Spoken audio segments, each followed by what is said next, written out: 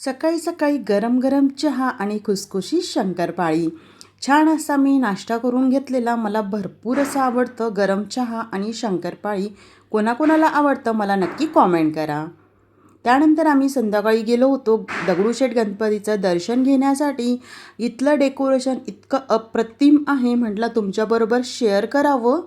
जे पुण्यामधील आहे त्यांना तर हे माहितीच आहे, पण जे पुण्याच्या बाहेर आहेत ज्यांनी बघितलं नसेल त्यांच्यासाठी हा व्हिडिओ आहे.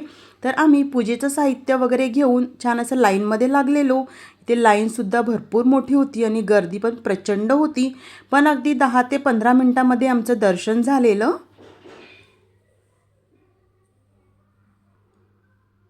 दर्शन झाल्यानंतर इथे छानसं असं डेकोरेशनचा व्हिडिओ आणि फोटो वगैरे शूट केलेले आहे. ते तुमच्याबरोबर मी शेअर केलेलं आहे. व्हिडिओ शेवटपर्यंत नक्की बघा.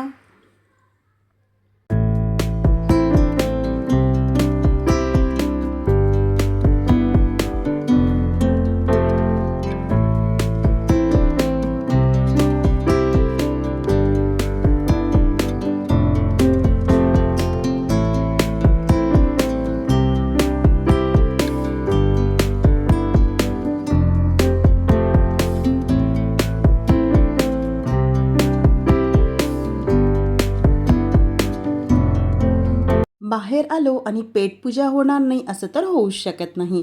छानसा आम्ही असा नाश्ता करून घेतलेला आणि लगेचच घरी परतलो.